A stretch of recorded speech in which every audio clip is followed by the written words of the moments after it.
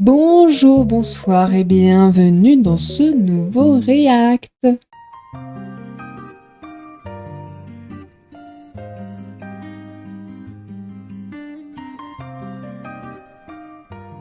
C'est le tout premier comeback à 6 de Unhypen et honnêtement j'ai peur. Parce qu'on a quand même perdu un point fort du groupe qui est Isung. Et moi, toute cette histoire, ça m'a beaucoup touchée quand je l'ai apprise, parce que je suis extrêmement fan de Monsta X, et là vous allez me dire, mais quel est le rapport? En fait, c'est un groupe différent, qu'est-ce que tu nous fais? Qu'est-ce que tu nous veux? Eh bien, Monsta X, à la base, pour celles et ceux qui ne le savent pas, ils étaient 7, et maintenant, nous ne sommes plus que 6 depuis 2020, je crois. Mais avant, Wono, donc qui est maintenant en solo, faisait partie du groupe de Monsta X. Et moi, quand il y a eu toute l'histoire comme quoi Wono a quitté le groupe, etc., ça m'a énormément touchée. Et je me suis vraiment battue pour qu'il reste dans le groupe, ce qui n'est pas le cas finalement. Et j'ai beaucoup pleuré, je me souviens que ça m'avait vraiment touchée, comme si un membre de ma famille disparaissait du groupe, comme si on enlevait une partie de l'identité au groupe, et vraiment ça m'a un peu chamboulée. Et donc du coup, quand j'ai vu toutes les engines qui étaient vraiment bouleversées par la nouvelle de Isung, bah vraiment, je vous comprends.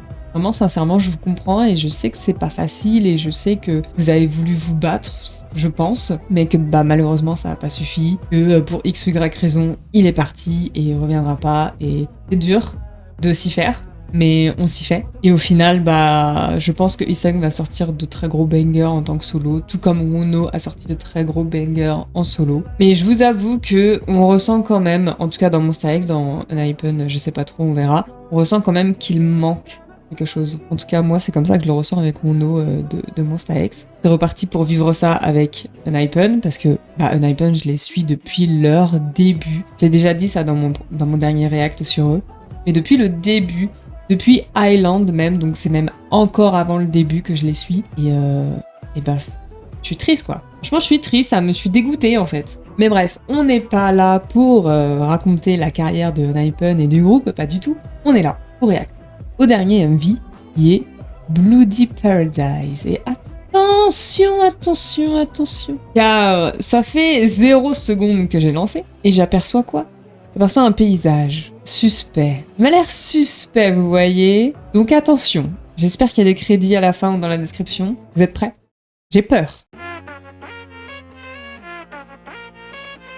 Ah, donc c'est vraiment ambiance coupé décalé, oh my god, c'est l'été, saucisse merguez taboulé, quoi.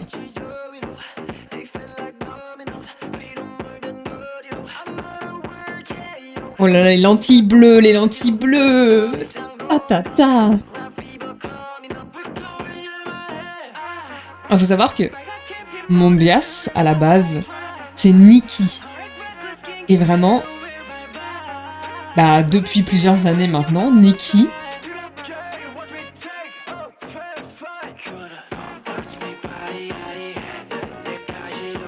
Attendez, j'arrive pas à réagir là. J'arrive pas à parler et réagir en même temps. Donc oui, Nikki, je sais pas pourquoi, il a une tête tellement carrée, une mâchoire tellement carrée, alors que dans Island, il avait pas du tout cette tête. Je trouve ça vraiment bizarre.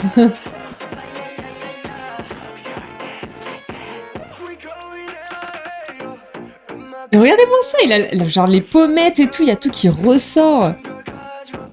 Ah, je sais pas. Et c'est plus mon style du tout là. Alors que Jungwon, Jungwon avec ces petites lentilles bleues. C'est vrai que ça fait bizarre, on se dit qu'il manque quelqu'un, quoi.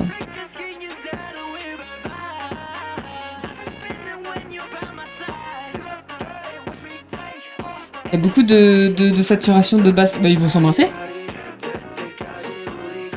Ose me dire qu'ils allaient pas s'embrasser, là, s'il te plaît. Mais ouais, c'est très, très saturé, là.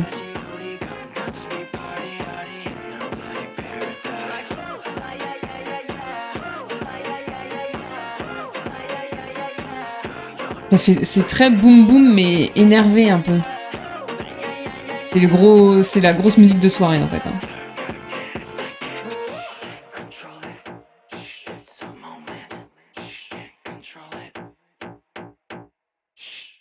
Oh non, ça finit sur ça, c'est nul. Y'a pas de crédit! Believe! Tu casses les couilles! Bon, on va mettre les sous-titres au cas où. Ça raconte une histoire passionnante. Ouais, c'est en mode prisonnier Casa de Papel, là. Ça va trop vite, j'arrive pas à analyser ce qui se passe, ça va trop vite. C'est quoi MIA? Bah, en fait, c'est full auto-tuné, mais vous voyez l'autotune de... C'est l'autotune de soirée, en fait. C'est une musique de soirée. C'est quoi ce move, là? Ça se dérange de fou, hein. Mais en fait, ça raconte rien, quoi. Je pensais que ça racontait quelque chose, au moins une histoire, mais pas du tout. En fait, ça répète les mêmes paroles en boucle. Voilà. En fait, on n'est pas là pour raconter une histoire, je t'explique. On est là pour danser à mort, jusqu'à ce que mort s'en suive. En vrai, en soirée, c'est cool. Mais je le mettrai pas dans ma playlist. En soirée, pas mal, franchement. C'est très entraînant.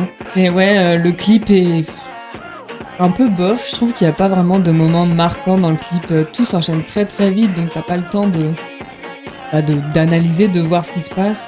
Ça fait, ouais, ils sont que 6. Ah, c'est trop bizarre, non. Ben franchement, c'est pas si mal et c'est pas terrible. Voilà, c'est le commentaire, c'est la conclusion. C'est bien et pas si fou. En fait, pour moi, cette musique, je la vois vraiment comme une musique de boîte de nuit. Mais comme je vais pas en boîte, bah, ça me touche pas. Et même en soirée, en fait, je mettrais pas ce genre de musique, donc je sais pas dans quel contexte je pourrais l'écouter. Je l'écouterai pas. Le clip, je trouve qu'il est feignant, il raconte rien, les paroles racontent rien. C'est vraiment juste une musique de boom boom et c'est assumé. Et c'est ok, mais pour moi c'est non quoi. Ça va pas dans la playlist malheureusement, et c'est pas grave parce qu'on a plein d'autres musiques à écouter, on a plein d'autres réacts à faire. Donc n'hésitez pas à proposer soit des groupes, soit des solos dans les commentaires pour que je puisse y réagir dans une prochaine vidéo. Au revoir!